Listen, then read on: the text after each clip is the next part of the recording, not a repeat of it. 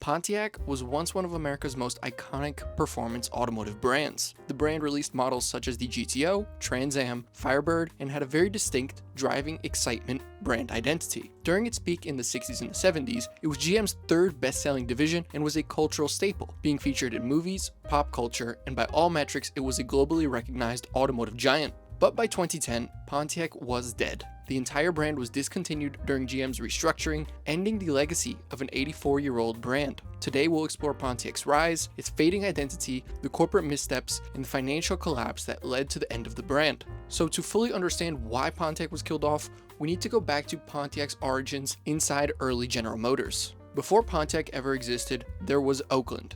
Oakland Motor Car Company was a modest car brand founded in 1907 in Pontiac, Michigan. Oakland cars were generally mid-priced, practical vehicles built for everyday Americans in the early 20th century. They started off with 4-cylinder models and only later offered a 6 and V8 cylinder engines in a variety of different cars. In 1909, General Motors acquired Oakland, slotting it in as a mid-tier brand above Chevrolet but below Buick and Cadillac. By the mid-1920s, GM saw a gap in its lineup between the more economical and affordable Chevys and the pricier Oaklands. So, they introduced Pontiac in 1926 as a companion brand. Very quickly though, Pontiac sales outpaced its parent brand, and by 1931, Oakland was gone, replaced entirely by Pontiac. This set the stage for GM's long-running experiment with the Pontiac brand. Over the next few years, they would release models such as the 627, the 628, and then the straight 8 powered 830 and 835, which had a more refined and powerful design compared to the earlier Oakland cars. They offered smoother performance, updated styling, and a wider range of body styles that appealed to the buyers. This early brand appeal of Pontiac was part of what would create its eventual driver-oriented value. Fast forward to the 50s, GM's different divisions had very clearly defined roles. Chevrolet was the affordable mass-market brand, Pontiac was sporty, youthful, and performance.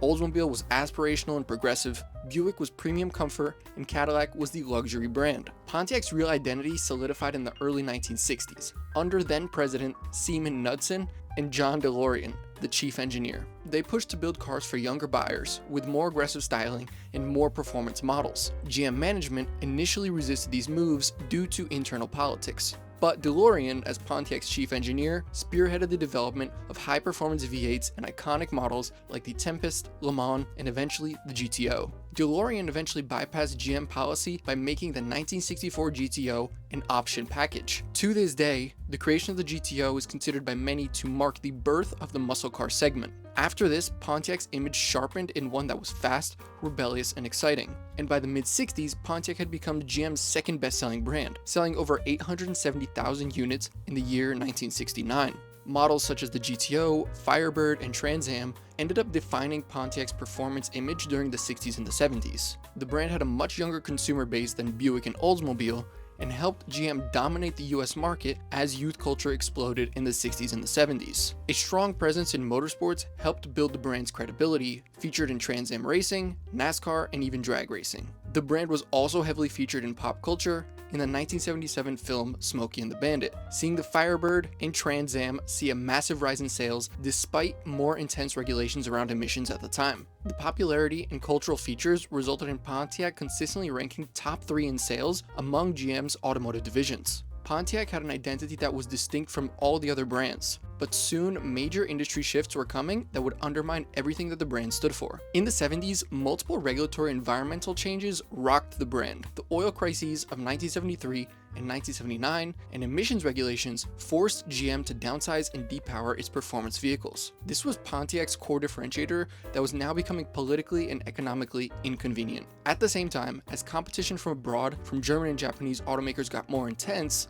GM began centralizing platform sharing in the late 70s and the 80s in order to cut costs. The different divisions within GM ended up losing autonomy. Unique engines and styling got replaced with badge engineering. Every Pontiac, Chevy, Oldsmobile, and Buick began to look and drive nearly identical, destroying entire brand identities. Pontiac increasingly relied on rebadging and rebranding in its marketing rather than true engineering differences. customers noticed and younger buyers moved towards imports like the sportier Toyotas and Hondas, which were much more reliable and modern. For example, the Pontiac Phoenix was essentially just a rebadged Chevy Citation, which was built on GM's X-Body platform. The Citation had serious reliability and handling issues, so Pontiac ended up inheriting a troubled reputation despite the sportier branding. Another example was the Pontiac J2000. This was essentially a Chevy Cavalier with minor styling changes.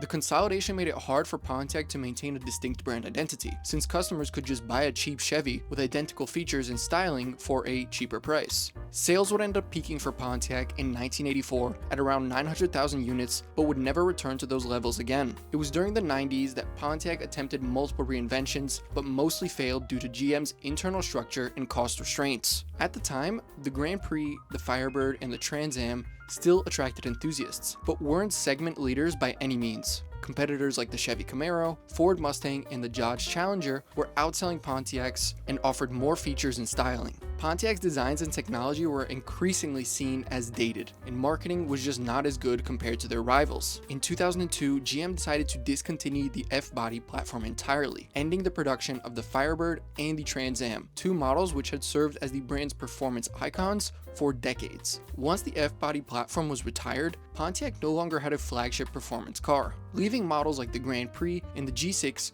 to carry the brand image, but none of them captured the excitement or the prestige that the Firebird once commanded. What followed was perhaps the most embarrassing moment in the Pontiac saga, and this was the release of the Aztek in 2001. The Aztek was GM's attempt to create a youth-oriented crossover SUV, blending utility, sporty styling, and lifestyle appeal. Unfortunately, the design was widely criticized. It was awkward, boxy, had strange angles, and an overall appearance that many consumers found really unattractive. It quickly became one of the most infamous automotive design failures of the era. Instead of attracting new, younger buyers, the Aztek harmed Pontiac's credibility, undermining the performance and youthful image that the brand had built over decades. It became the symbol of Pontiac's struggle with brand identity, design, and relevance in the early 2000s. What followed in the late 2000s for Pontiac was a desperate attempt at a brand revival, which ultimately failed. In 2004, GM tried rebadging performance cars from its Australian subsidiary, Holden. The Pontiac GTO, which was based on the Holden Monaro, was critically appraised but commercially underwhelming, selling just over 40,000 units during its production run. Then followed the Pontiac G8, based on the Holden Commodore. Again, highly praised by critics, but was launched right before the recession, selling just 15,000 units in the year 2008 and 23,000 units in 2009. There was also the Pontiac Solstice. This was genuinely a good attempt at a halo car, meant to compete with the ultra-popular,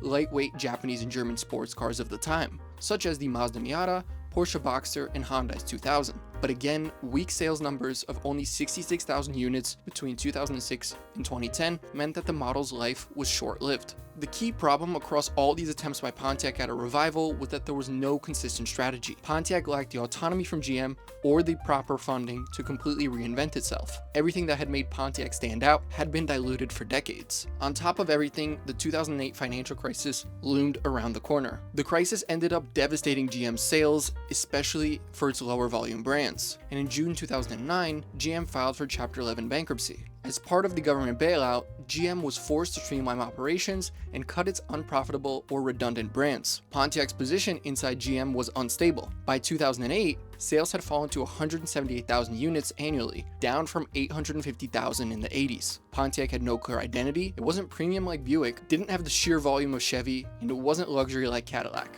And Buick ended up being prioritized over Pontiac because of its massive popularity in China at the time. So in April of 2009, it was announced by corporate that Pontiac would be phased out by the end of 2010. GM killed off Saturn, Saab, Hummer, and Pontiac as part of the restructuring. And no Pontiac models ended up being rebadged or absorbed under Chevy or Buick. So Pontiac's death was ultimately a business decision. It was too small, diluted, redundant, and just way too expensive to keep alive. Pontiac's peak in the 60s and early 70s left a cultural impact unmatched by most GM brands. By many, the GTO is still considered to be the first true muscle car. Along the way, models like the Firebird and the Trans Am were birthed and remain icons to this day. Pontiac's downfall is really just one part of the broader story of GM's decline during the late 20th century. And it stands as a case study in what happens when a brand loses its identity and corporate structure prevents meaningful reinvention and innovation.